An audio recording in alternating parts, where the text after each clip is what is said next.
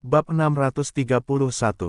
Nama, penguasa dunia, aku menjadi penguasa gurun sejak awal penulis, ikan mas meniup gelembung.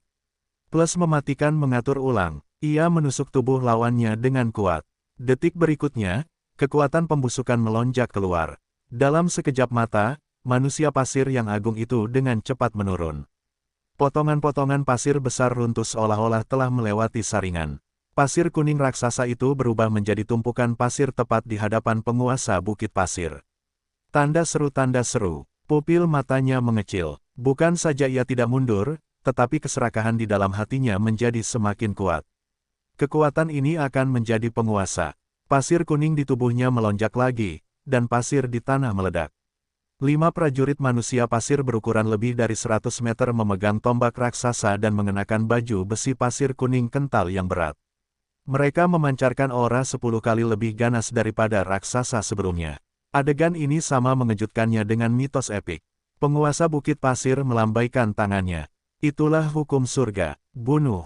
Apakah ini cara bos tingkat tinggi bertarung? King Qiu, bagaimana kita harus menghadapinya? Mereka akan mengira King Qiu sudah pergi jika sebelumnya. Namun, mereka tidak berani mengucapkan kata-kata seperti itu lagi setelah berulang kali ditampar di wajah. Fondasi orang itu terlalu menakutkan. Fondasinya sudah begitu kuat sehingga mereka tidak dapat memahaminya. Siapa yang mengira situasi yang awalnya seimbang akan berubah seperti ini? Sekarang, pihak lain bertarung melawan pasukan gabungan penguasa Bukit Pasir dan Dewa Kobold. Mungkin akan mengejutkan banyak orang jika kata-kata itu keluar.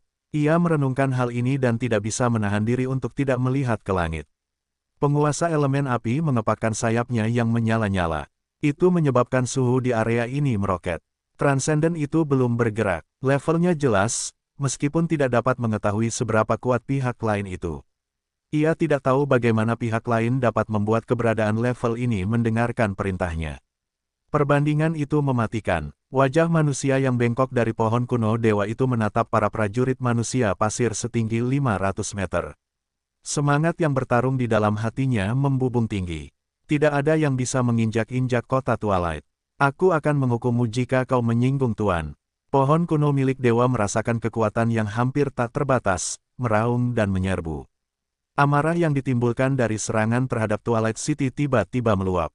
Para Sunmen bersenjata tombak setinggi 500 meter juga melancarkan serangan pada saat yang sama. Pertarungan epik pun dimulai. Pohon kuno milik dewa melawan para Sunmen sepanjang 100 meter. Adegan menjadi tidak terkendali saat kedua belah pihak bertabrakan.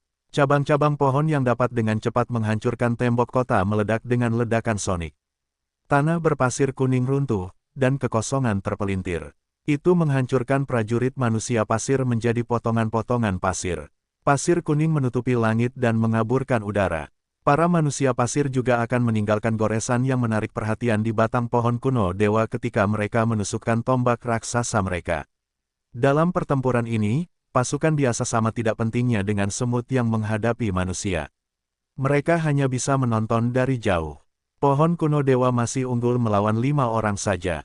Itu mengejutkan orang-orang. Tubuh besar itu tampaknya memiliki kekuatan tak terbatas. Cedera yang diterimanya juga akan pulih dengan kecepatan tertinggi.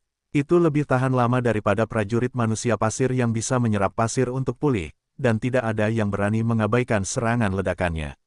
Ekspresi penguasa Bukit Pasir itu sedikit jelek saat ini. Kekuatan, kekejian ini jauh melampaui perkiraannya. Seorang prajurit manusia pasir dapat menyapu semua keberadaan di bawah Transenden. Tapi sekarang, kelima prajurit manusia pasir dapat bekerja sama tetapi hanya bisa mengikat dengan pihak lain. Kekuatan Dewa Kobold telah pulih banyak, tetapi mengendalikan 5 prajurit manusia pasir masih sangat besar. Dewa Kobold menerima berkah itu dan tidak dapat mempertahankannya lama-lama. Ia telah menyegelnya terlalu lama, dan kekuatannya telah lama jatuh ke titik beku. Pada saat ini, penguasa elemen api melepaskan panas tak berujung di langit. Ia perlahan menundukkan kepalanya. Sepasang mata yang lebih terang dari matahari menatap penguasa Bukit Pasir itu. Sayapnya menyala dan mengepak. Api yang mengerikan membumbung ke bawah ke arah penguasa Bukit Pasir itu. Api yang berkobar menutupi langit dan memenuhi udara dengan badai pasir. Butiran pasir berubah menjadi lava di bawah suhu tinggi. Panas memengaruhi manusia pasir setinggi 100 meter itu. Sejumlah besar lava menetes dari tubuh mereka seperti keringat. Manusia pasir kuning dari jauh tampak seolah-olah baru saja merangkak keluar dari tanah. Lava merah menyala menutupi seluruh tubuh mereka. Keikutsertaan penguasa elemen api mengumumkan dimulainya pertempuran terakhir. Bentuk kehidupan elemen transenden dan bos dengan kekuatan kekejian menyerang bersama. Adegan itu langsung meledak. Badai pasir dan api menutupi medan perang. Semuanya menjadi kabur. Orang luar bahkan tidak bisa melihat apa yang terjadi di dalam. Richard hanya bisa samar-samar merasakan intensitas pertempuran melalui pasir kuning. Suhu tinggi yang mengerikan membakar segalanya. Pasir kuning mengembun menjadi semua jenis prajurit manusia pasir raksasa dan menyerang dengan agresif. Menjelang akhir pertempuran, bahkan prajurit manusia pasir dalam bentuk binatang buas pun muncul. Kekuatan pasir dari Dunia Lord berkaitan dengan pembentukan prajurit manusia pasir. Salah satu dari mereka memberikan kehidupan kepada makhluk-makhluk manusia pasir tersebut. Masing-masing lebih ganas dan kuat dari yang sebelumnya. Mereka menyerang penguasa elemen api dan pohon kuno milik dewa dengan ganas. Serangan penguasa elemen api sangat dahsyat. Api yang dapat membakar segalanya menjulang setinggi 100 meter. Mereka melelehkan semua yang ada di sekitar mereka. Lava yang bergulung-gulung menetes turun dari langit dan memicu gugusan gelombang panas dalam badai pasir. Dunia Lord terus memanggil manusia pasir satu demi satu. Badai pasir mengelilingi mereka dan mengendalikan segalanya dari belakang. Richard akhirnya mengerti mengapa para transenden adalah para transenden setelah dia menyaksikan semua ini. Kekuatan yang dikendalikan oleh level ini telah melampaui batas yang dapat dikendalikan oleh manusia. Mereka adalah penguasa dunia. Badai yang diciptakan oleh pertempuran yang kacau ini menyebar hingga 1000 meter jauhnya. Mereka telah lama menghancurkan pasukan yang tidak lolos dari lumpur dalam jarak 1000 meter. Mungkin hanya bencana alam yang dapat menggambarkan pemandangan ini. Tanda seru, tanda seru. Kedua pemain idiot di belakang tercengang.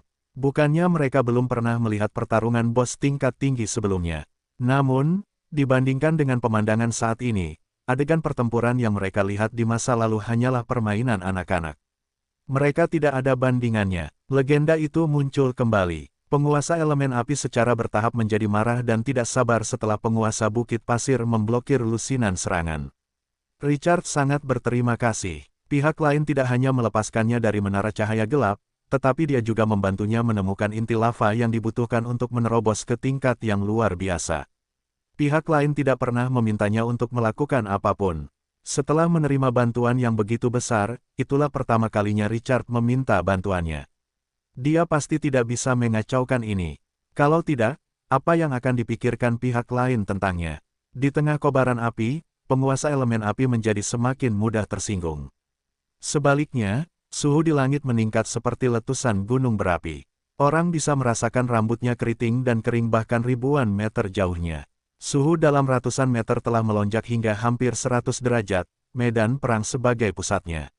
Suhu tinggi saja akan membunuh mereka jika mereka tetap berada di medan perang. Pasir kuning melayang di udara. Itu juga telah berubah menjadi pasir api bersuhu tinggi. Itu bersinar merah terang dan terus berubah menjadi lava. Itu sudah cukup dilebih-lebihkan. Api tak terbatas meletus dari tubuh penguasa elemen api.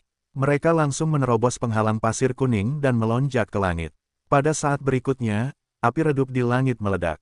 Kehampaan hancur. Dalam keadaan tak sadarkan diri, daratan yang menakutkan muncul di sisi lain dari ruang yang meledak. Api tak terbatas menari-nari di udara, dan suhu tinggi membuat keributan.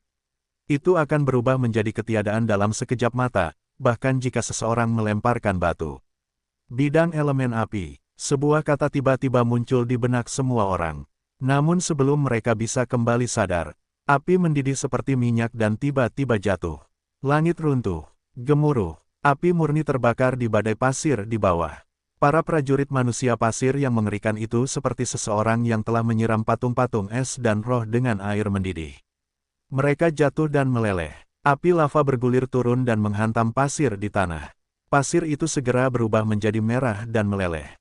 Pada saat yang sama, kristal-kristal hitam mengembun di sekitarnya. Aura penguasa elemen api dalam api yang tak terbatas berlipat ganda. Api adalah tanah asalnya. Mereka telah membakar segalanya. Penguasa elemen api melambaikan tangannya, dan beberapa tornado api menyelimuti penguasa pasir di depannya. Badai pasir terus meletus. Namun sekarang, Api yang melahap dunia itu sulit untuk dilawan. Kedua pemain itu tercengang. Mereka mengira bahwa memanggil manusia pasir setinggi 100 meter dengan lambaian tangan hampir merupakan keajaiban. Sekarang, bos itu langsung membuka bidang dan membiarkan api jatuh. Pemandangan ini di luar imajinasi mereka. Pohon kuno dewa itu sudah cukup ganas. Ada yang lebih mengerikan lagi. Apakah itu akan membiarkan seseorang hidup? Berapa banyak lagi rahasia yang disembunyikan King Qiu si mesum itu? Mereka melihat sosok yang menunggangi punggung naga mayat hidup tanpa bergerak tetapi telah mengendalikan situasi. Emosi yang tak terlukiskan melonjak di dalam hatinya. Pria sejati seharusnya seperti ini. Pergelangan tangan seperti ini dapat mengubah awan dan hujan dengan jentikan tangan seharusnya menjadi sikap pemain. Ekspresi Dunelord berubah drastis ketika dia melihat api jatuh.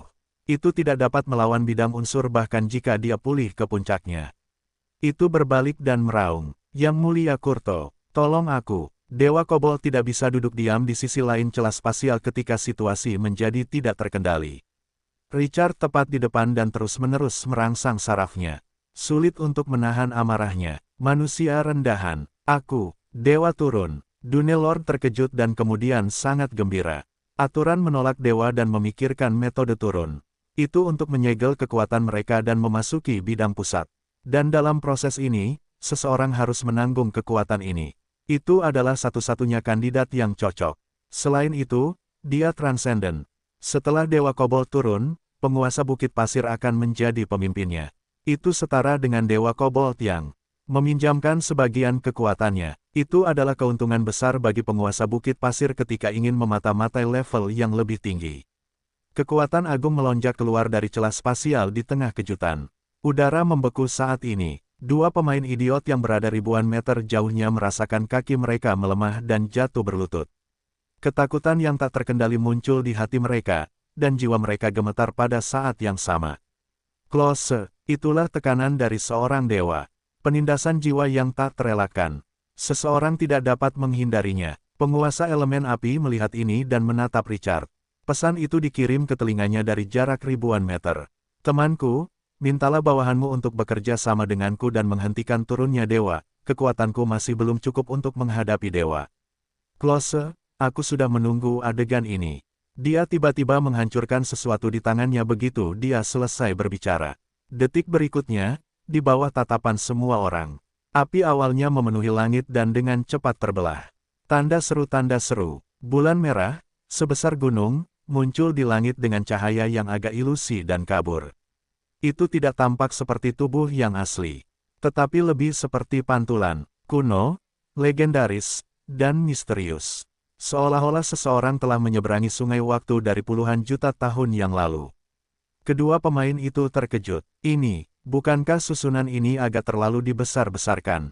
Dia secara langsung memanggil bulan. Namun, mereka tiba-tiba kembali sadar. Mereka saling memandang dan berseru serempak. "Bulan merah." Tuan elemental api Close tiba-tiba mengangkat kepalanya. Ia merasakan aura bulan merah dan sangat terkejut. Aura kuno, kekuatan asal, apa ini?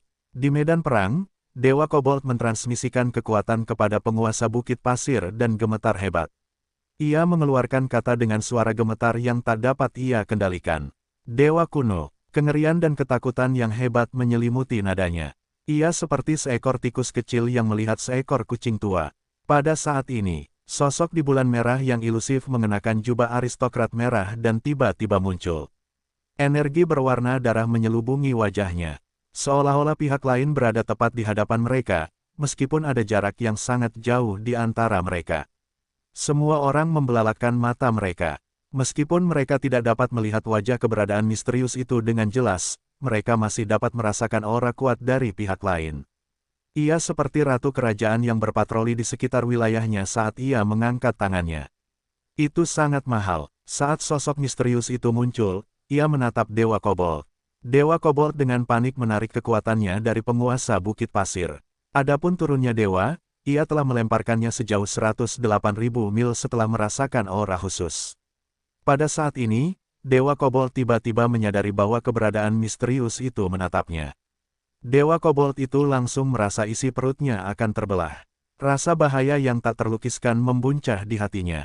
Itu mengerikan. Namun, Sebelum ia sempat merespons, sosok di Crimson Moon dengan lembut mengangkat tangannya. Detik berikutnya, kekuatan tak terbatas meletus. Cahaya Crimson Moon langsung menutupi segalanya. Dewa Kobold merasakan kekuatannya mengalir tak terkendali ke alam pusat. Sebuah kekuatan bahkan menarik jiwanya menjauh tak terkendali. Ketakutan tak terkendali muncul di hatinya. Ia ingin memutuskan hubungannya dengan alam pusat. Namun Dewa Kobold menyadari bahwa ia bahkan tidak bisa mengendalikan kekuatannya. Beberapa napas kemudian, cahaya berwarna darah memudar. Kekuatan ilahi yang membuat semua orang gemetar menghilang. Pada saat yang sama, semua kobold di era cemerlang tiba-tiba merasakan hati mereka kosong. Rasanya seperti mereka kehilangan sesuatu yang sangat penting. Penguasa Bukit Pasir sangat terkejut, karena ia telah menemukan bahwa jiwa baru telah muncul di tubuhnya. Dewa Kobold, keberadaan misterius di bulan merah muncul sebelum ia bisa berbicara lebih jauh. Rasa dingin mengalir di tulang punggungnya di Bukit Pasir. Itu adalah binatang buas jurang yang menatap mereka. Tepat saat ia akan bergerak, pihak lain melirik tuan itu dengan acuh tak acuh. Ia dengan cepat menyebarkan energi yang telah dikumpulkannya dan kehilangan keberanian untuk melawan. Ia akan mati jika berani bergerak. Wosh! Sosok dalam setelan merah dan mulia itu melambaikan tangannya, dan Dunelord merasakan jiwa ekstra di tubuhnya menghilang. Sosok pihak lain juga menghilang pada saat yang sama. Tanpa sadar ia mendongak dan melihat bahwa Crimson Moon yang melayang di udara telah menghilang. Langit masih terbakar dengan api. Dunelord perlahan berbalik dengan tenggorokan kering dan menatap Dewa Kobold di sisi lain celah spasial. Sosok Dewa Kobold muncul di matanya. Namun sebelum ia bisa bersukacita, sesuatu pasti telah menamparkan tubuh pihak lain hingga ke tulang. Ia jatuh ke tanah tanpa gerakan apapun. Tangan dan kaki Dunelord langsung menjadi dingin. Tatapannya yang kaku menatap sosok yang menunggangi naga mayat hidup. Kepalanya berdengung. Pihak lain membantai Dewa Kobold. Siapa itu? Bagaimana mungkin penguasa manusia ini memerintah keberadaan yang begitu menakutkan? Ekspresi penguasa Bukit Pasir berubah berulang kali. Gelombang tak terbatas dari prajurit agung menelan hatinya. Tanda seru. Ia tidak pernah menyangka perubahan besar seperti itu akan terjadi dalam operasi yang dikiranya pasti. Ia mengekstraksi jiwa Dewa Kobold tepat di hadapan penguasa Bukit Pasir. Betapa gila dan tidak dapat dipercaya ini. Dewa adalah keberadaan yang mengendalikan hukum dan menjadi penguasa. Sekarang, itu hilang tepat di bawah hidungnya. Betapa konyolnya. Pada saat ini, penguasa Bukit Pasir bahkan tidak bisa tersenyum untuk meredakan emosi. Ia bahkan membunuh Dewa Kobold seperti babi atau anjing. Berapa banyak kekuatan yang dibutuhkan pihak lain untuk membunuhnya? Ia memikirkan hal ini dan merasa dingin di sekujur tubuh. Keinginan untuk memata-matai kekuatan pasir kuning dan keserakahan akan otoritas busuk telah berubah menjadi ketakutan yang paling besar. Sosok yang menunggangi punggung naga mayat hidup dan tidak bergerak dari awal hingga akhir membuat penguasa Bukit Pasir merasakan ketakutan yang mendalam saat ini. Musuh yang paling menakutkan bukanlah yang tak terkalahkan tetapi yang tidak dikenal. Penguasa Bukit Pasir mengira ia dapat menggunakan pasukannya untuk mengepung kota musuh dan memancing mereka keluar dari kota Solan. Kemudian, ia dapat memperoleh segalanya. Tetapi siapa yang dapat membayangkan kekuatan pihak lain? Itu seperti binatang buas raksasa yang tersembunyi di bawah gurun. Itu hanya memperlihatkan sisik. Ledakan kekuatan terakhir berada di luar imajinasinya. Kedua pemain idiot itu menyaksikan pertempuran dari jauh dan tidak mengerti apa yang terjadi pada awalnya. Mereka masih bingung bahkan setelah bulan merah muncul. Selanjutnya, hawa dingin yang tak terlukiskan melonjak ke dalam hati mereka ketika itu runtuh ke posisi yang memalukan. Keduanya saling memandang dan melihat ketakutan di mata masing-masing. Burung pegar hitam gemuk itu tergagap. Haonan, Dewa Kobold, apakah sudah mati? Bahasa Indonesia, ia tidak akan tergeletak di tanah seperti anjing di lumpur di depan orang luar dengan sikap dewa yang peduli dengan wajahnya, bahkan jika ia mati. Adegan ini hanya bisa berarti satu hal, sesuatu telah terjadi, dan itu masalah besar. Nada ketakutan Dewa Kobold, dan saat Crimson Moon menghilang, tidak sulit untuk membayangkan alasannya. Pemberitahuan, sistem mengatakan bahwa munculnya Crimson Moon akan menyebabkan para dewa jatuh. Haonan setipis tiang rami, ia menelan ludahnya dan berkata dengan suara gemetar. Dewa Kobold adalah dewa yang jatuh. Burung pegar hitam gemuk itu terkejut dan takut. Tapi, bagaimana ini melibatkan King Qiu? Apa hubungannya dengan dia? Apakah dia menciptakan Crimson Moon? Ini adalah paket ekspansi baru. Kedua idiot itu terdiam setelahnya. Mereka memikirkan pencapaian gemilang si cabul terkutuk itu. Ide konyol itu menjadi agak masuk akal. Setelah perang, bahkan jika seseorang memberitahu mereka bahwa King Qiu bukanlah pemain tetapi reinkarnasi dewa, mereka akan mempercayainya. Semua yang diungkapkan pihak lain terlalu luar biasa dan mengejutkan. Tidak apa-apa jika pasukan sekuat itu tidak menyerbu wilayah pihak lain. Tetapi setelah kedatangan para Transcendent, mereka berpikir bahwa mereka akhirnya bisa membunuh pihak lain kali ini. Tetapi tanpa diduga, penguasa elemen api Klose muncul. Kemudian, Dewa Kobold di pihak mereka secara pribadi datang untuk mendukung mereka. Tampaknya itu telah menyelesaikan situasi lagi. Bulan merah muncul sebelum mereka bisa merayakannya. Dewa yang jauh dari bidang pusat, runtuh dengan konyol dengan lambaian tangannya. Tidak ada yang tahu apakah itu mati atau hidup. Perubahan situasi membuat mereka kehilangan kata-kata. Itu terlalu tidak masuk akal dan seperti mimpi. King Qiu seperti laut dalam yang tidak dapat dilihat oleh siapapun. Fondasi yang lebih mengerikan akan muncul setiap kali mereka mengira pihak lain seperti ini. Itu selalu misterius dan tidak diketahui. Situasi segera berubah setelah Crimson Moon menghilang. Fire Elemental Lord Klose merasakan bahaya terbesar. Api di tubuh Dewa Kobold yang dapat dengan cepat melelehkan baja meletus lagi setelah menghilang. Targetnya adalah Dunelord. Crimson Moon memancarkan aura dan mengejutkan sang penguasa. Tapi itu sudah cukup bahwa pihak lain bukanlah musuh. Itu memiliki tingkat kepercayaan yang luar biasa tinggi pada Richard. Sekarang, saatnya untuk menjalankan misinya. Api yang dapat menjungkirbalikkan segalanya sekali lagi jatuh dari bidang elemen api. Api yang bergulir membuat orang gemetar. Di atas pasir kuning, lava mengalir ke danau. Suhu tinggi yang dapat melelehkan segalanya menciptakan gelombang panas yang mengerikan. Itu bisa merasakan panas dari ribuan meter jauhnya. Fire Elemental Lord Klose tidak memberi Dunelord ruang untuk bernapas. Api tak terbatas melahap dengan mendominasi. Pada saat yang sama, pohon kuno dewa yang mengendalikan pasir hisap juga menyerbu ke arah penguasa Bukit Pasir. Pohon kuno milik dewa masih jauh dari kata transendensi. Namun, setelah melahap darah dewa kegelapan, bos ini sudah memiliki karakteristik dewa kuno. Pohon kuno milik dewa saat ini bahkan dapat melawan para transendensi secara langsung di level 17 dengan otoritas busuk. Pecahnya pertempuran kedua, sang penguasa Bukit Pasir meraung dan mengendalikan prajurit manusia pasir setinggi 400 meter yang tersisa untuk melakukan serangan balik dengan berani setelah ia kembali sadar. Situasi langsung menjadi tidak terkendali. Akibat pertempuran antara ketiga belah pihak menyebabkan fluktuasi energi yang mengerikan. Langit mulai terdistorsi. Mata Richard menajam saat ia menyaksikan pertempuran mencapai klimaks lainnya. Richard meninggalkan Alvis dan terbang menuju pusat pertempuran di bawah tatapan orang luar yang tidak bisa dimengerti. King Qiu ingin berpartisipasi dalam pertempuran antara para Transcendent. Itu membuat kedua pemain melihat pemandangan itu dengan kaget. Kemenangan jelas dalam genggaman mereka, jadi mengapa mereka masih harus melakukan gerakan seperti itu? Tanda seru, perilaku aneh Richard mengejutkan penguasa Bukit Pasir. Penguasa Bukit Pasir berencana untuk mundur ketika Dewa Kobold jatuh. Awalnya berencana untuk melahap kekuatan pasir kuning dan menduduki otoritas busuk. Semuanya berubah menjadi ilusi dalam menghadapi kenyataan yang kejam. Penguasa Bukit Pasir bahkan menyerah untuk membalas dan berencana untuk menyerang Richard. Crimson Moon yang menakutkan telah meninggalkan bayangan psikologis yang dalam padanya.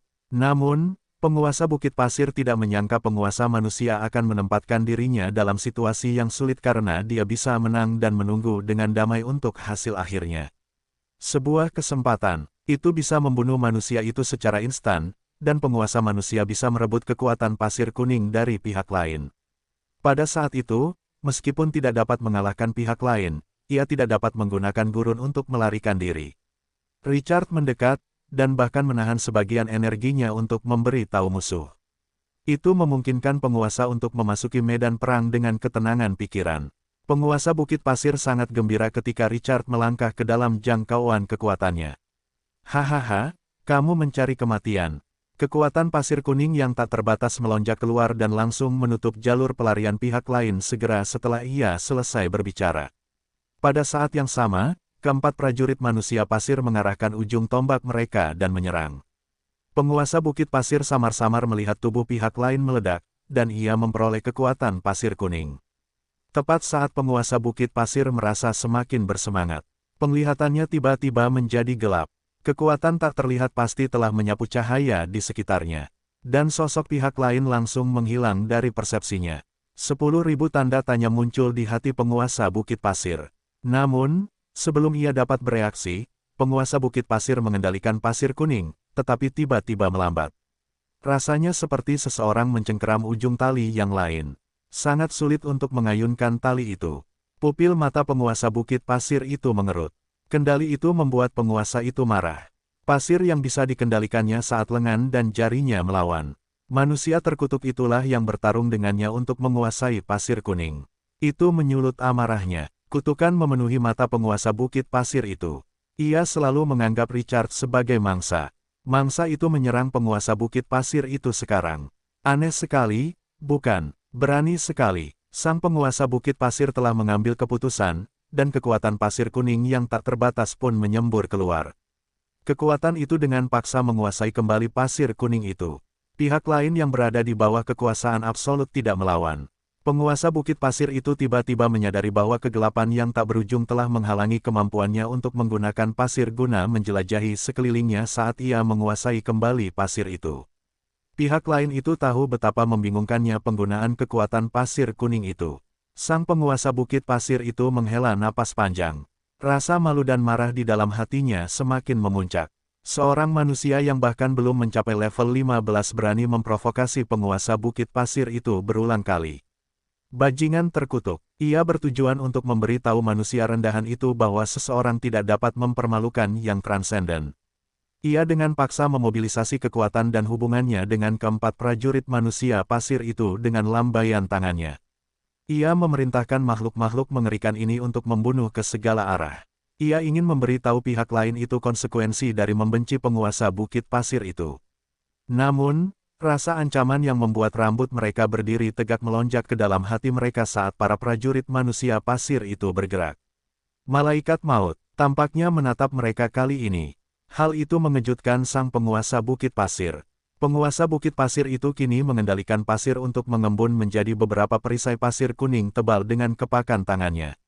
Tubuhnya dengan cepat terbang ke langit pada saat yang sama. Penguasa Bukit Pasir ingin melarikan diri dari daerah yang diselimuti kegelapan ini. Kegelapan di sekitarnya tiba-tiba meningkat pada detik berikutnya. Penguasa Bukit Pasir merasakan tangan raksasa yang tak terlihat dengan kuat menekannya di tempat itu. Rasa bahaya saat itu meningkat 100 kali lipat. Penguasa Bukit Pasir melepaskan raungan histeris. Kekuatan dalam tubuhnya terus-menerus meningkat seperti gunung berapi. Ia ingin menerobos rantai tak terlihat yang dibentuk oleh kegelapan. Namun, akar pohon yang bengkok pada saat ini tercermin di pupilnya, otoritas busuk yang mengerikan juga ada di sana. Akar pohon membentuk sangkar dan dengan paksa memenjarakan penguasa Bukit Pasir sebelum ia dapat berbicara. Api yang menyilaukan pada saat yang sama meledak di langit. Itu mendorong kegelapan yang tak terbatas menjauh. Penguasa Bukit Pasir mendongak. Elemental Lord Api Klose saat ini membawa serta api pesawat. Adegan yang mengerikan itu membuatnya merasa seperti isi perutnya akan terbelah. Gelombang keputusasaan muncul di hati penguasa Bukit Pasir yang marah itu. Otoritas busuk pohon kuno dewa itu masih menggerogoti tubuhnya saat ini. Ia hanya bisa memobilisasi kekuatan pasir kuning untuk menahan korosi jika ia bisa melepaskan diri dari pengekangan pihak lain. Pada saat ini, penguasa Bukit Pasir tidak bisa lagi menghadapi api yang mengerikan ini. Namun, itu bukan kerutan. Itu benar-benar meraung pada saat kritis. Keempat prajurit pasir raksasa mendekati penguasa Bukit Pasir dengan ganas. Tombak tajam di tangan mereka langsung berubah menjadi perisai dan dengan paksa memblokir api di langit. Keempat prajurit pasir menyerang tangan dan kaki pohon kuno dewa. Mereka bertujuan untuk merobek akar mereka dan melepaskan penguasa Bukit Pasir. Namun, keempat prajurit pasir itu tiba-tiba melambat, dan perisai yang mereka padatkan bergeser dengan hemat di udara. Sebuah lubang muncul di pertahanan mereka yang sempurna. Tidak, mereka merasakan musuh mengganggu kekuatan itu lagi. Penguasa Bukit Pasir melepaskan raungan histeris. Detik berikutnya, api yang mengamuk menelan penguasa Bukit Pasir. Itu dengan paksa menyelimuti penguasa Bukit Pasir. Energi yang mengerikan itu langsung mengubah pasir di sekitarnya menjadi lava dan menelan penguasa bukit pasir sang transenden melepaskan kekuatan penuhnya, dan fluktuasi energi yang mengerikan menyebabkan kegelapan di sekitarnya menghilang menjadi ketiadaan, dan cahaya kembali ke bumi.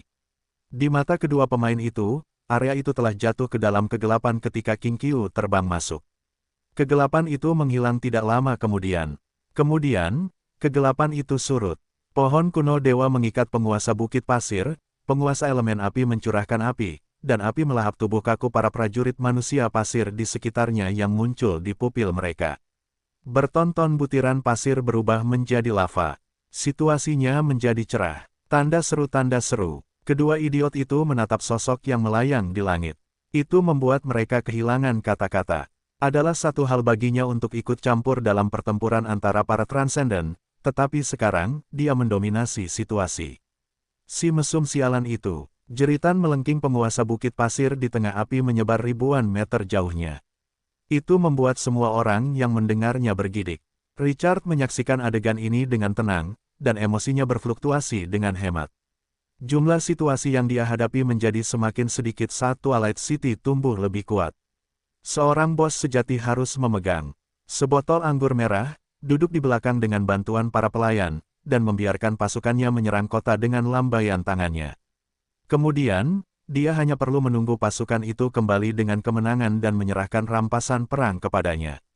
Richard menatap penguasa bukit pasir sementara api membakarnya dengan gila-gilaan. Richard menyipitkan matanya. Pihak lain telah kehilangan kendali atas pasir. Dia melirik ke sisi-sisi dan melambaikan tangannya. Patung pasir setinggi 400 meter itu runtuh seperti longsoran salju. Itu menghancurkan senjata penguasa bukit pasir. Richard perlahan menoleh sesudahnya. Dia menatap penguasa bukit pasir sementara itu merintih kesakitan. Dia berkata dengan acuh tak acuh. Segel kekuatannya. Nada tenang itu membuat penguasa bukit pasir merasakan ketakutan yang tak terkendali. Manusia rendahan, apa yang ingin kamu lakukan? Otoritas busuk dari pohon kuno dewa saat ini dengan gila-gilaan mengikis penguasa bukit pasir.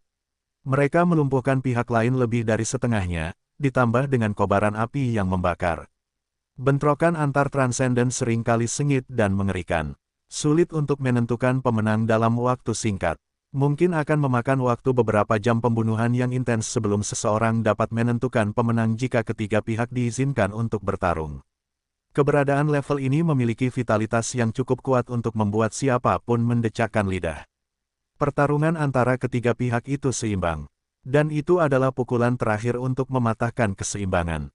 Hal itu membuat kekuatan pasir kuning milik pihak lain kehilangan efeknya untuk sementara, menggunakan keterampilan yang melekat pada jubah Raja Kegelapan untuk menyegel indera pihak lain, dan ditambah dengan kerjasama Dewa Kuno dan penguasa elemen api.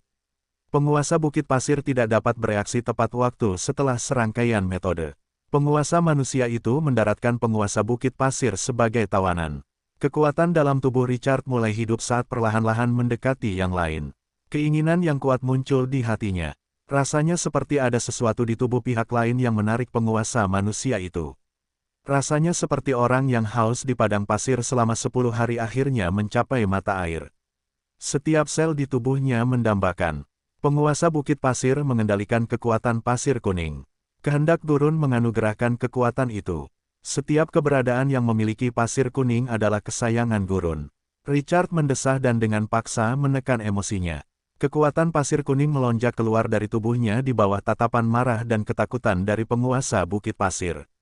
Itu menyelimuti pihak lain. Pemenangnya bisa mengambil semuanya. Sekarang, waktunya baginya untuk meraup rampasan perang. Sebuah magnet menarik kekuatan pasir kuning di tubuh pihak lain dan dengan cepat mengisi kembali tubuhnya. Richard merasakan setiap sel di tubuhnya bersorak. Kekuatan di tubuhnya mulai meningkat secara eksplosif. Pasir di sekitarnya mulai mengapung dan berputar di sekelilingnya. Tanda seru tanda seru. Richard dengan paksa mengendalikan penguasa Bukit Pasir. Penguasa Bukit Pasir ingin melawan tetapi tidak dapat melakukan apapun di bawah tekanan gabungan dari pohon kuno dewa dan penguasa elemen api. Yang bisa dilakukannya hanyalah menyaksikan kekuatannya yang sudah lemah terkuras habis. Sebuah gambaran tiba-tiba muncul di benak Richard setelah dia melahap kekuatan pasir kuning hingga batasnya. Di padang pasir yang tak terbatas, badai menyapu pasir dan debu dan melolong seperti raungan iblis. Itu membuat orang gemetar ketakutan. Semakin kencang angin, semakin mengerikan badai pasir itu. Kemudian, badai pasir menelan seluruh dunia. Gurun itu berangsur-angsur melemah dan kembali damai setelah badai pasir mencapai puncaknya. Badai pasir dimulai. Richard tampaknya telah menjadi saksi waktu. Dia menyaksikan semua yang terjadi di padang pasir. Pasir kuning sesekali akan tetap tenang di tengah keheningan. Itu akan berlalu dengan damai, dan di waktu lain, itu akan runtuh dan berubah menjadi pasir hisap yang dapat melahap segalanya. Perubahan yang tak terhitung jumlahnya terjadi di daratan yang luas. Tetapi hanya gurun yang abadi. Pasir bisa berwujud atau tidak berwujud. Pasir bisa mengembun menjadi berbagai bentuk di bawah kendali dunia luar. Penguasa bukit pasir berubah menjadi pasir kuning raksasa dan hanya salah satu metodenya. Richard merasa semakin tercerahkan saat dia menyaksikan pemandangan ini. Dia baru kembali sadar ketika pemandangan itu menghilang. Dengan sebuah pikiran, pasir kuning di sekitarnya mulai melonjak. Panci sayuran besar, panci presto tidak beraturan, pisau daging berbentuk unik, kipas angin listrik, boneka tiup, cambuk, borgol. Pasir mengembunkan benda-benda ini dan mengeluarkan perasaan yang sangat autentik meskipun itu adalah pasir. Itu aneh. Kondensasi mengumpulkan benda-benda yang berantakan, dan seorang prajurit manusia pasir raksasa yang mengenakan celemek bangkit dari tanah. Kemudian, benda-benda itu bergabung ke dalam tubuh manusia pasir itu, ia membawa panci sayur di punggungnya, panci presto di kepalanya, pisau daging di tangan kanannya, kipas angin listrik di tangan kirinya, boneka tiup yang tergeletak di pahanya, dan cambuk serta borgol di lehernya. Gayanya benar-benar berbeda dari era cemerlang. Gayanya sangat tidak pada tempatnya, aneh, dan bengkok. Pasukan itu tidak dapat menahan diri untuk tidak kehilangan kata-kata ketika mereka melihat pemandangan itu dari kejauhan. Mereka tahu tentang manusia pasir itu. Namun, membawa senjata itu aneh. Apakah penguasa feodal telah mengembangkan mantra itu? Orang bisa menduga itu dari seorang bangsawan. Itu memang menakjubkan. Itu terlalu samar dan sulit dipahami. Hanya dua pemain idiot itu yang tahu alasannya, dan mulut mereka berkedut. Pada saat yang sama, emosi mereka sangat halus. King Qiu adalah pemain sejati. Tidak mungkin roh memilikinya. Paling tidak, orang tidak dapat membayangkan boneka tiup yang realistis seperti itu. Richard tidak bisa menahan diri untuk tidak mengeluh ketika dia kembali sadar. Apa yang dilakukan orang ini di masa lalu? Itu agak keterlaluan. Kekuatan gabungan itu menekan penguasa Bukit Pasir. Rasanya seperti kekuatan yang menghilang seperti gelombang pasang. Ketakutan yang tak terkendali muncul di hatinya. Namun, korosi otoritas yang busuk dan terbakarnya kekuatan penghancur jiwa dari penguasa elemen api merupakan kemewahan baginya untuk memobilisasi kekuatannya. Rasa sakit yang hebat datang dari setiap sel di tubuhnya. Penguasa Bukit Pasir itu melihat momentum bayangan yang meningkat secara bertahap dan prajurit manusia pasir aneh yang tampak seperti orang hidup. Kebencian, keengganan, kemarahan, dan emosi yang tak terhitung jumlahnya melonjak di dalam hatinya. Namun semua emosi ini akhirnya mengembun menjadi penyesalan. Penguasa Bukit Pasir itu mengira kekuatan pasir kuning adalah awal dari pemulihannya ke puncaknya dan titik awal baginya untuk menguasai gurun kematian lagi. Namun, ia tidak menyangka seorang penguasa manusia yang rendah akan memiliki kekuatan yang begitu berlebihan. Itu tidak terbayangkan dan tidak dapat dipahami. Penguasa Bukit Pasir itu secara bertahap menua dan mengalami perubahan saat kehilangan kekuatannya. Ia akhirnya seperti orang yang sekarat yang memancarkan aura busuk. Matanya tumpul, dan auranya menghilang. Richard perlahan membuka matanya. Ia tidak bisa lagi mengisi kembali pasir kuning itu. Aura di tubuhnya berfluktuasi sesaat. Kekuatan pasir kuning melonjak di sekelilingnya. Pasir yang mengapung itu seperti angin sepoi-sepoi. Dan kemudian badai. Kekuatan di tubuhnya bergetar. Itu adalah keadaan di mana seseorang belum dicerna dan menyatu menjadi satu. Kekuatan pasir kuning adalah kekuatan awal gurun. Itu terlalu luar biasa, sulit untuk dicerna untuk sementara waktu. Suara yang familiar terdengar di telinga Richard setelah dia menarik kekuatan yang menyelimuti Dunelord. Ding gelombang, kamu telah memperoleh kekuatan yang luar biasa, kekuatan pasir kuning. Talon, penguasa gurun saat ini berada di tahap kedua. Harap naik level sesegera mungkin. Kamu dapat menyelesaikan transformasi terakhir setelah menyelesaikan level 15. Richard melihat perintah sistem dan segera bersemangat. Peningkatan talenta. Akhirnya, Dia telah mampu menempa Twilight City menjadi kota yang sangat kuat hanya dalam waktu setengah tahun, dan bakatnya telah memberikan kontribusi yang sangat besar. Dia bertanya-tanya seberapa banyak peningkatan yang akan dia terima dari kemajuan ini. Richard melihat ke masa depan. Dia akan mengumpulkan semua kekuatan pasir yang bahkan keberadaan transenden seperti penguasa Bukit Pasir akan tertarik. Ketinggian seperti apa yang akan dia capai? Dewa-dewa domain legendaris atau tabu? Masa depan menjanjikan. Richard mengambil beberapa napas dalam-dalam untuk menekan emosinya yang melonjak. Dia melirik Twilight City yang setengah ditaklukkan dari sudut matanya setelah dia mendapatkan kembali akal sehatnya dan berbalik untuk melihat penguasa Bukit Pasir yang tua dan membusuk niat membunuh melonjak dalam hatinya. Itu adalah kerusakan paling parah pada Twilight City. 2/3 pasukan yang telah dia kumpulkan lebih dari setengah tahun telah tewas dalam perang ini. 2/3? Berapa banyak sumber daya itu? Berapa banyak es krim Black Sorbet yang harus dia jual untuk mendapatkannya kembali? Tanda seru. Berapa lama waktu yang dibutuhkan untuk merekrut pasukan ini lagi? Penguasa Bukit Pasir terkutuk dan Dewa Kobold konyol itu pantas mati. Perang besar telah menyebabkan kerusakan pada bangunan. Ini akan membutuhkan sumber daya yang sangat besar untuk memperbaikinya. Itu bukan pertempuran di ruang bawah tanah contoh. Dia tidak bisa lagi membangkitkan kembali bangunan yang hancur dan prajurit yang gugur. Bala bantuan bawah tanah yang datang untuk mendukung juga tragis. Mayat mereka ada di mana-mana. Harga yang harus dibayar Twilight City untuk melawan serangan ini sangat luar biasa. Kunci di ruang bawah tanah. 3 hari kemudian, adakan pengadilan publik dan biarkan penduduk Twilight City menilainya secara pribadi. Dia selesai berbicara. Akar pohon kuno dewa itu mengendur dan melemparkan penguasa Bukit Pasir ke pasir. Yang transenden yang tadinya sangat arogan bahkan tidak punya kekuatan untuk berdiri sekarang. 2 patung batu orang mati itu menukik turun dan saling mengangkat. Mereka membawa mereka kembali ke Twilight City. Dunelord yang membusuk itu merasa terhina dan marah. Bahkan setelah disegel selama ratusan ribu tahun, dia masih transenden. Bagaimana dia bisa begitu dirugikan? Dia mengangkat kepalanya dan mengutuk dengan nada yang sangat kesal. Manusia rendahan, aku akan menghancurkanmu. Dan kotamu, aku akan menyampaikan kutukan abadi kepadamu. 2 patung batu orang mati itu menyerang penguasa Bukit Pasir dari kedua sisi dan memberinya beberapa telinga besar sebelum dia bisa selesai berbicara. Mereka merontokkan gigi depannya. Richard mengabaikan Dunelord. Kutukan si pecundang itu menggelikan dan menyedihkan, tetapi itu tidak lebih dari sekadar raungan ketidakmampuan. Kamu bahkan tidak bisa mengalahkanku saat kamu dalam kondisi terkuatmu. Bagaimana kamu bisa membuat Twilight City runtuh hanya dengan beberapa kutukan? Kamu mengutuk siang dan malam. Bisakah kau mengutuk dewa sampai mati? Sosok Dunelord menghilang dari pandangannya. Rencana luar biasa ini, perang yang diikuti oleh para dewa secara pribadi, akan berakhir. Twilight City memenangkan kemenangan terakhir dengan mengorbankan 2/3 pasukannya. Situasi menjadi tenang. Fire Elemental Lord Close melayang di langit seperti matahari yang terik. Ia melambaikan tangannya dengan ganas. Ia menghentikan api yang runtuh dan menghilangkan panas yang dapat melelehkan segalanya. Bos Transcendent itu menatap Richard dengan mata cerah, tetapi tidak berbicara. Richard merasakan tatapan pria itu dan saling bertukar pandang. Kemudian, keduanya saling memandang dan tersenyum. Keheningan, semuanya sunyi. Penguasa elemen api Close menatapnya dalam-dalam, lalu melambaikan tangannya dan menghancurkan kehampaan.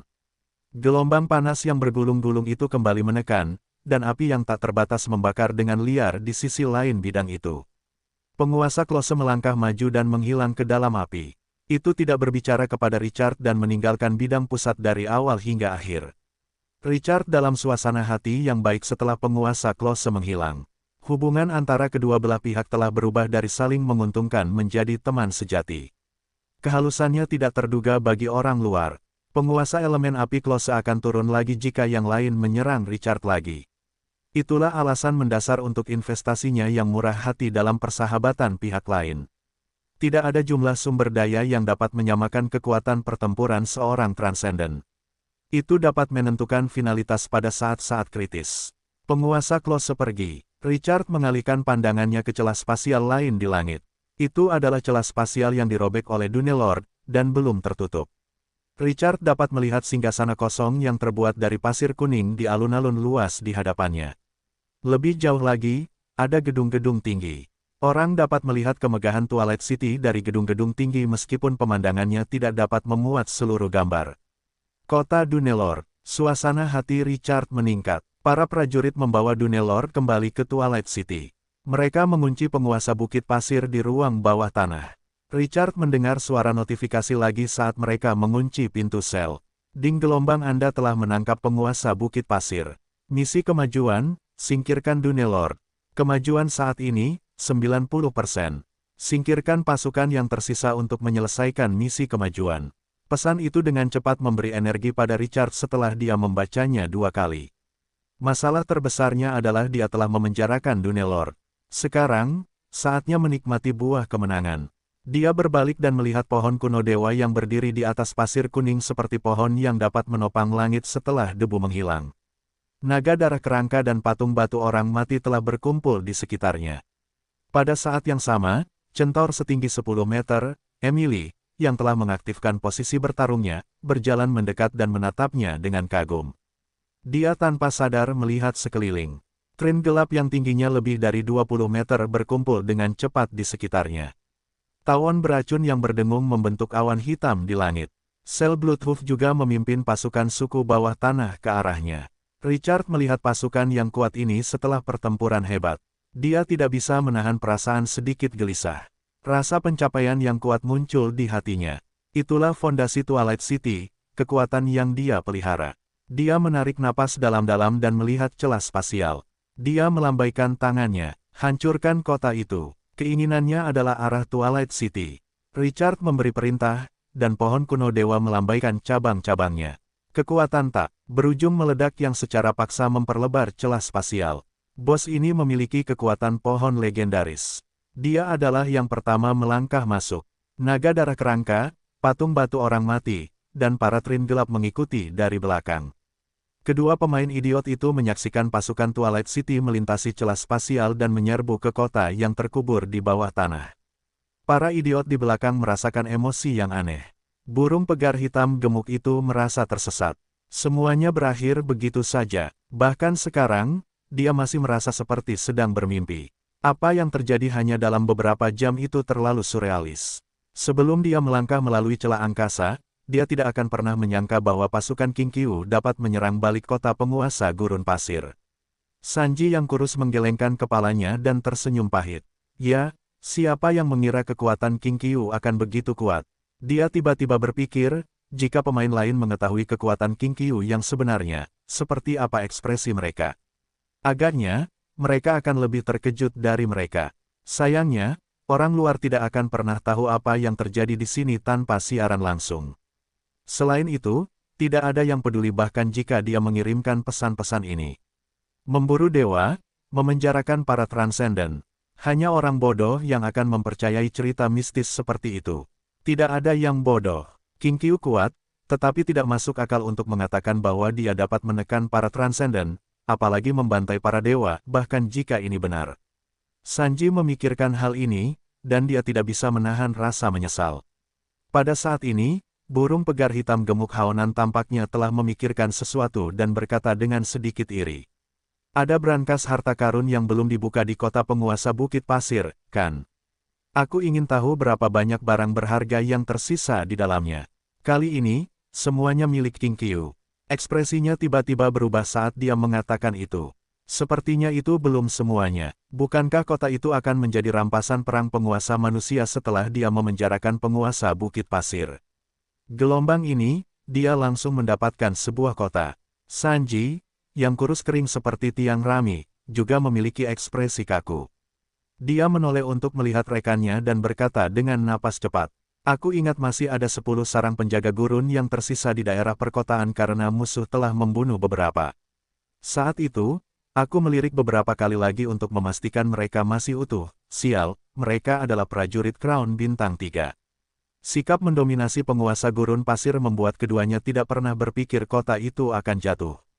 Sikap itu menunjukkan bahwa hanya penguasa itu yang bisa mereka andalkan. Sekarang setelah penguasa manusia memenjarakan penguasa gurun pasir, bukankah semua yang menjadi milik penguasa gurun pasir itu akan menjadi milik King Qiu? Kedua idiot itu merenungkan kekayaan dan sumber daya yang telah dikumpulkan penguasa gurun pasir. Mereka membelalakan mata dan melihat pasukan kota senja yang telah melangkah ke celah spasial. Penguasa manusia itu tampaknya telah memakan 10.000 lemon di mulutnya, dan rasa asam itu mencapai hatinya. King Qiu, orang mesum ini. Penguasa manusia ini pantas mati. Richard baru melangkah masuk setelah pohon kuno milik dewa memastikan bahwa lingkungan sekitar aman. Siapa lagi yang berani naik ke atas selain dia? Sebuah kota kuno, megah, dan megah muncul di hadapannya saat dia melewati celah spasial.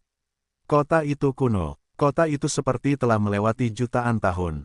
Tanda seru, jalan-jalannya saling bersilangan, dan bangunan-bangunannya seperti rambut. Ada gereja-gereja yang diukir dengan pola-pola keagamaan, menara lonceng besar di persimpangan, dan bangunan-bangunan tempat tinggal setinggi 7 atau 8 lantai. Ada berbagai macam hal. Richard menatap bangunan-bangunan ini. Dia sepertinya telah melihat pemandangan kota yang mempesona pada saat yang paling makmur. Namun, yang meninggalkan kesan abadi bukanlah kemegahan kota itu, melainkan dinding pasir kuning yang luas yang menyelimuti seluruh tepinya, yang tingginya lebih dari 100 meter. Sulit dibayangkan mengapa pasir itu tidak runtuh setelah menumpuk hingga setinggi 100 meter. Tidak ada halangan di sisi kota. Richard fokus dan melihat bahwa pasir itu masih mengalir. Pemandangan ini seperti keajaiban. Richard mengerutkan kening pada awalnya, tetapi kemudian dia memastikan bahwa dia tidak merasakan adanya ancaman. Dia mengalihkan pandangan. Dia melayang di atas kota. Dia melihat ke bawah ke tanah. Dia memperkirakan jarak dari alun-alun pusat tempat singgasana pasir kuning ke tepi setidaknya 5 km. Dan mereka belum melihat tembok kota. Pasir mengubur bagian kota yang tersisa. Itu tidak mengungkapkan semuanya. Itu akan menjadi kota yang luar biasa yang tidak kalah dengan kota Solan. Satu-satunya hal yang tidak selaras adalah bahwa jalan-jalan di sekitar mereka kosong. Tidak ada seorang pun di sana. Bahkan pasukan yang menjaga kota tidak muncul. Suasana kosong dan sepi memenuhi seluruh kota. Richard mengerutkan kening. Di mana musuh? Dia menyipitkan matanya sedikit. Persepsinya mulai menyebar di sepanjang pasir. Hanya ketika kekuatan spiritualnya mencapai ekstrim, dia tiba-tiba berhenti. Dia segera memerintahkan Alphys untuk naik ke udara. Dia melewati tembok pasir kuning yang menjulang tinggi dan terbang ratusan meter ke udara. Dia melihat ke sisi timur kota Dune. Pasir hitam menutupi tanah 1000 meter jauhnya. Mumi-mumi merangkak keluar dari pasir hitam dan berkumpul, jumlah prajurit itu melebihi 2 brigade besar. Richard menghela napas lega saat melihat musuh. Tidak menakutkan memiliki musuh yang kuat tetapi tidak dikenal. Richard menarik kembali pikirannya dan melihat ke tanah berpasir hitam. Apakah pasukan musuh terkubur di pasir? Richard memikirkan pasir kuning yang mengubur sebagian kota. Dia langsung mengerti. Perkemahan yang digunakan oleh penguasa Bukit Pasir untuk menampung pasukan itu tidak luput dari penguburan pasir kuning. Ia menoleh untuk melihat ke alun-alun pusat, tempat ia mengumpulkan pasukan Twilight City dan memberi perintah. Emily, masih ada beberapa musuh yang tersisa di timur. Patung-patung batu orang mati dan para Dark Trine akan berada di bawah komandomu.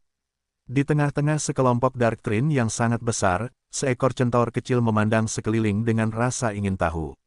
Setelah Richard kembali, prajurit yang telah mengambil alih komando dan membunuh musuh kembali ke penampilan gadis kecilnya yang riang. Pemuda itu segera melihat ke langit ketika ia mendengar perintah itu. Pada saat yang sama, ia merasakan tatapan semua orang tertuju padanya.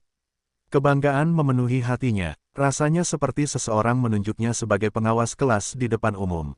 Ya, ayah, sebuah suara lembut terdengar. Lord Treebeard, tolong kirim para Dark Trine keluar, patung batu orang mati, ikuti aku. Emily berlari ke arah dinding pasir segera setelah ia selesai berbicara. Butiran pasir menutupi jarak beberapa kilometer dalam sekejap mata.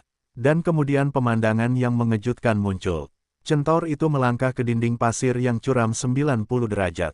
Selain itu, kecepatannya cepat. Dia langsung menyerang dengan tubuhnya menghadap ke atas, sama sekali tidak terpengaruh oleh gravitasi. Karakteristik bos itu adalah ia dapat berlari tanpa mempedulikan medan. Patung batu orang mati mengepakkan sayapnya dan mengikuti dari belakang. Trine gelap itu setengah langkah di belakang. Namun, Pohon kuno dewa memanggil pasukan dan juga penuh dengan dampak visual. Pasir kuning tiba-tiba mengalir ke atas seperti perahu yang sepi di sungai setelah trin gelap memasukkan akarnya ke dinding pasir kuning di hilir sungai. Ribuan trin gelap bergerak sedemikian rupa sehingga membuat orang-orang terkejut secara visual. Emily mengangkat kapak dan memimpin pasukan untuk menyerang lagi setelah pasukan itu turun ke tanah. Mumi yang merangkak keluar dari tanah merasakan serangan musuh dan segera berbalik untuk menghadapinya. Pertempuran lain dimulai. Kali ini, tanpa campur tangan supranatural dan bahaya jatuhnya Twilight City, Emily menunjukkan kekuatan penghancur yang membuat orang gemetar. Kemanapun kapak itu pergi, tidak peduli bagaimana Mumi melawan, hanya ada satu hasil. Kapak itu akan menghancurkan tubuh mereka dan menghancurkan jiwa mereka. Trin gelap itu melonjak keluar seperti gelombang pasang. Tubuhnya yang besar dapat menghancurkan Mumi, yang tingginya kurang dari 2 meter. Batang pohon itu berayun dan dapat menyebabkan kekuatan penghancur yang berlebihan. Itu adalah pertama kalinya Richard melihat pertarungan trin gelap itu. Metode serangan mereka terutama mengandalkan cabang-cabang kering dan bengkok di tubuh mereka. Hanya pohon kuno dewa yang dapat dengan bebas mengendalikan akarnya untuk bergerak. Namun, itu tidak memperlambat kekuatan tempur mereka. Gelombang mereka dapat menyebabkan kerusakan besar. Pohon kuno dewa memanggil 4 level yang lebih rendah dari pasukan pohon raksasa berwajah manusia yang bengkok. Mereka semua level 13. Namun, prajurit tingkat atas level 15 lebih unggul itu adalah keuntungan yang melekat pada ras tersebut. Tidak ada alasan untuk berbicara tentang bakat. Richard melihat mumi-mumi merangkak keluar dari tanah, dan pasukan Twilight City dengan cepat membantai mereka.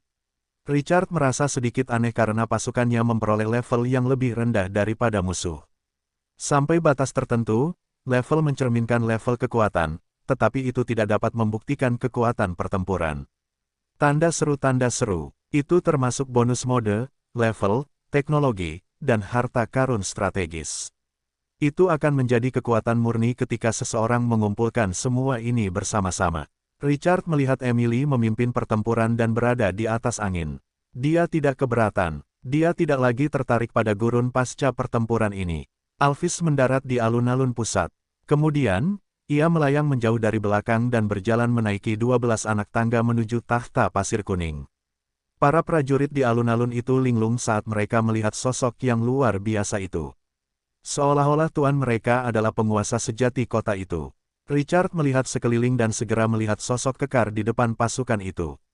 Dia adalah Sel Bloodhoof. Dia adalah pemimpin suku barbar, penguasa kota Bloodhoof, dan sekarang penguasa nominal dunia bawah tanah. Richard menatap darah kering di tubuh Sel. Matanya melembut. Sel, aku telah melihat pengorbanan kota Bloodhoof dan semua orang lainnya. Keberanian dan keberanianmu telah memenangkan persetujuanku. Kota Twilight tidak akan pernah melupakan pengorbananmu. Richard tidak menyangka seseorang dapat memobilisasi pasukan bawah tanah secepat itu. Dia puas dengan kinerja Sel. Pengendali penjara barbar itu luar biasa. Dia tahu jalan yang benar sejak awal. Orang ini sudah bertindak terlalu jauh. Sel memegang dadanya dan membungkuk dengan rendah hati. Nada suaranya sedikit fanatik. Lord Richard, merupakan suatu kehormatan untuk melayani Anda. Merupakan suatu kehormatan untuk melayani Anda. Suara bergelombang bergema di langit. Kata-kata ini datang dari lubuk hati mereka. Para prajurit dari ruang bawah tanah tidak pernah berpikir bahwa mereka akan menghadapi peristiwa legendaris seperti itu ketika mereka mendukung kota Twilight. Dunelord dapat membentuk pasir raksasa setinggi 100 meter. Penguasa elemen api Klose dapat mengendalikan api yang membakar segalanya, dan penguasa itu begitu tinggi sehingga semua orang akan menundukkan kepala ketika mendengar namanya. Mereka muncul di hadapannya satu persatu. Setengah tahun yang lalu, eksistensi terkuat hanyalah penguasa dari 2 faksi dan hanya berlevel 15 di dunia bawah tanah.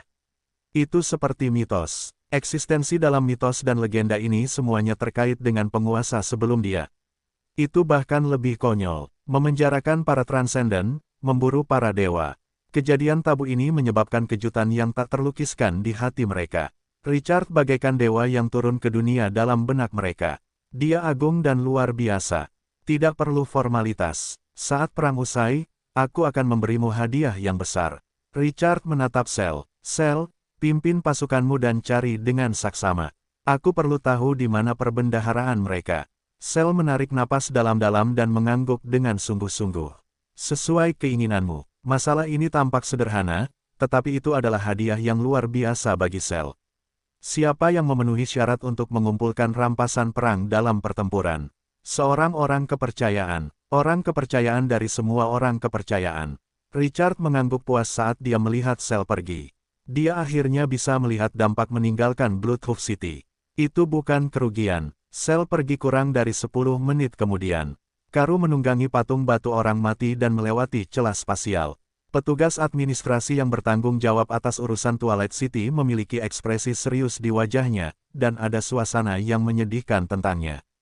Karu tiba di singgasana pasir kuning dengan 12 langkah. Dia segera membungkuk. Selamat siang, Lord Richard, kami telah menghitung kerugian pertempuran di Twilight City. Kemarahan dan kesedihan memenuhi suaranya.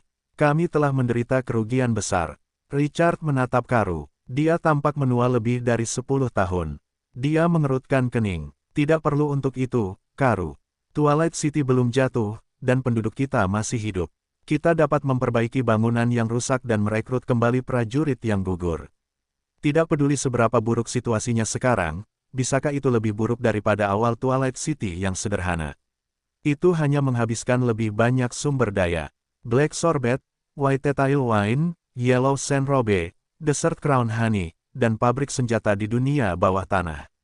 Tidak ada yang merusak satupun dari mereka, dan itu tidak mempengaruhi fondasi kita.